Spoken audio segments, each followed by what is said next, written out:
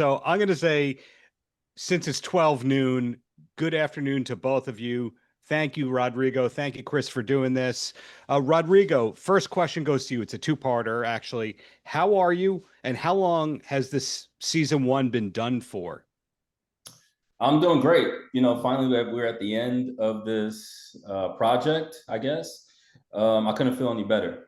Um, it's been done, I would say, for probably about a year, almost a year and a half. Mhm. But there's been things I had to take care of in order to prepare for the release. But it's been done for a while. Now, Chris, thank you for taking the time. Congrats on this series. Thank you. Uh, Thanks. at this point in your career, it's not easy to just call you a boxer because you have all these entrepreneurial efforts going on. Plus, you're producing this, plus, you're featured in this. Was it the goal all along for you to have multiple jobs and multiple titles like this? Um, First of all, thank you for having us on your platform. And Sure. second, me growing up as a kid, as a young kid, my goal was always to be known as a great man that learned how to box, and Mhm. whatever else that come with it, come with it. And I knew a lot of opportunities would come with it when you're good at what you do. A lot of opportunities come from what you obviously do in the beginning. So I was prepared for this, and it's crazy because I was just looking today on one of my social medias, and it came up that I was doing an acting gig for Equalizer 2 today, a couple of years back, and I'm like, dang, I really did a lot of things in my life. And are still doing them. So for you, was it a big transition though to be on camera? Because, and this is why I asked that. Boxing is very in the mind and Yeah, it's a very private kind of process. yeah. Although you're I wouldn't entertaining say the private. crowd. So now at this point in time, you're on camera and you're also have that discipline going on. So was it a tough transition for you to become this on camera person? To be honest, I'm used to it because obviously I have a documentary on Netflix called Counterpunch that we did 10 years ago that got nominated for Emmy. And Mhm. my first one, it was kind of like, ah man, I got these cameras following me around. Then this one is like me and Rodrigo before this, we grew a connection already Mhm. with all of this time. And so it was just like, oh yeah, my boy following me. Like it was just fun. And I got more comfortable with showing the world my lifestyle and what I came from and who I am and what I came from made me who I am today. Got it. So, Rodrigo, you just got some credit there from Chris. What was your entry into documentary filmmaking? Um, Man, it was kind of unusual. My background is sales and marketing. I worked corporate for my 20s. After that, I opened up my own digital marketing agency, had that for a Mhm. few years. And I was just a big boxing fan. A few years back, Showtime and DraftKings came together, did a fantasy league for boxing, and I won the whole thing. So the grand prize was that they set me to fights for free for a year. And it was during that time I came up with the idea, met a mutual friend that knew Chris, and that's kind of how I got connected to Chris.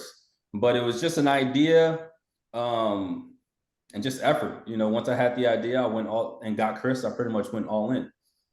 But So, you gotta sales and marketing, to rudely interrupt you there, Chris, Rodrigo, no, you sales good, and good. marketing involve talking people into things that they weren't planning on doing. And so does being a director of a documentary.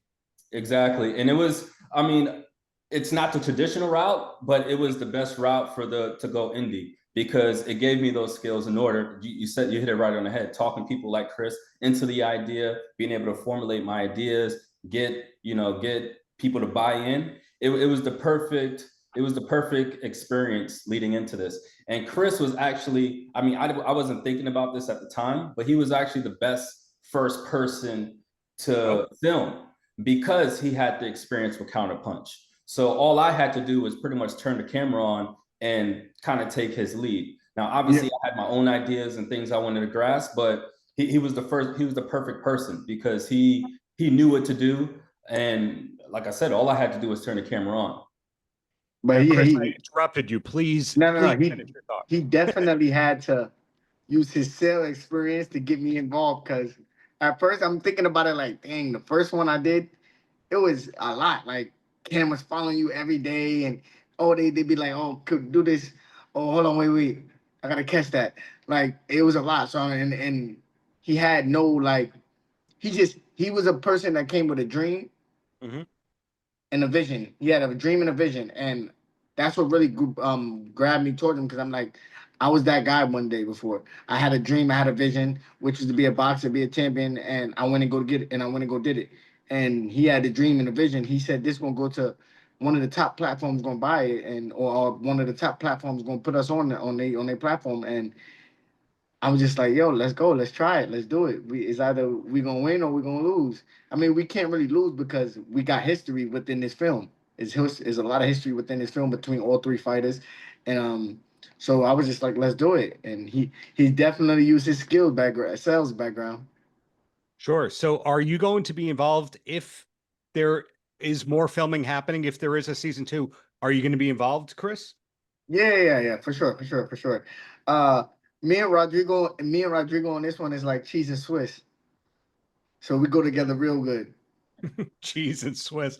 So Rodrigo, we were talking off mic about that you have a big event, a big premiere coming up in less than a week, very star-studded. Supposedly, LaShawn McCoy, Robinson Cano, etc. All these people are coming out for that. When did you know that it was going to be such a high-profile premiere like that? I kind of expected it from the jump, just because, working with the different fighters, I've already interacted with their network, right? So I knew, if we had it at the right time or the right place, that we'll be able to get some names. I didn't know who exactly, and I didn't know how many, but I have faith that it'll work out. But I can't take the credit for that. Again, it was just my idea. I kind of made the play, and Chris took it and ran with it, right? It being in Brooklyn, he was able to utilize his resources and get most of the people there. So I can't even take the credit for that. It's not even about taking the credit. It was your idea, so you're a part of the credit. You're gonna get the credit too, because you came up with this whole idea. If it wasn't for you, none of this would be possible. So shout out to you. So, Chris, what is coming up for you besides this big series, season 1, this big premiere, etc.? Are you allowed to say, or do we just have to follow you on Instagram? Because there's a lot of hashtags and there's a lot of accounts in your profile section on there. Nah, I mean me.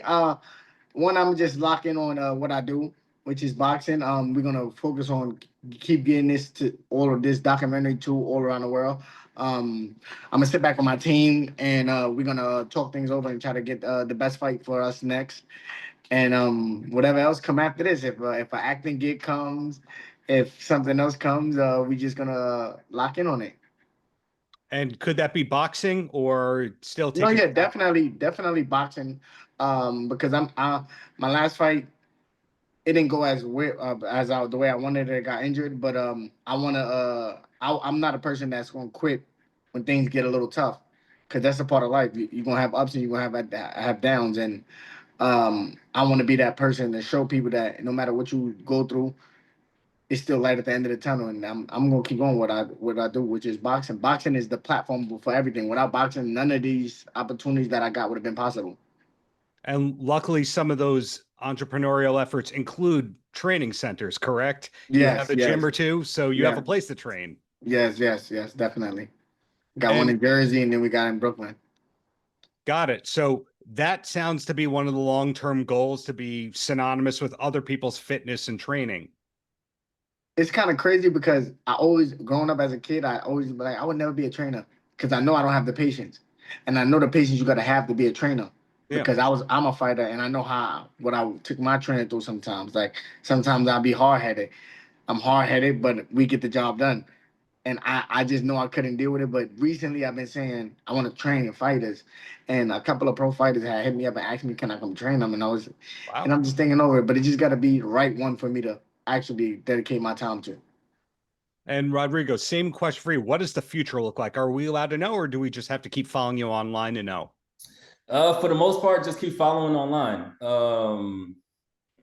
Have a bunch of, so I mentioned to you earlier, right now we're about to release season 1. Season 2 will be done early next year. I have a couple other projects on deck as well. So it's just more of projects. Sports, a We lot got of we got something sports cooking. projects coming out. I'm just excited for this first one to come out, so I could, pretty much get my money back, and I can reinvest and reinvest not only in the product, the team, but also be able to crank them out a lot quicker. And then it's also great to see that this big event coming up within the next week, that Showtime Championship Boxing is embracing it, that Brian is hosting that. How did that come about with Brian hosting it? Brian is my boy, and we always had a great connection through boxing, obviously. And it's like I said, like how me and Rodrigo is he cheese and I'm Swiss. Like me and Brian Custer, when I would be in a press conference and I say something, he always had what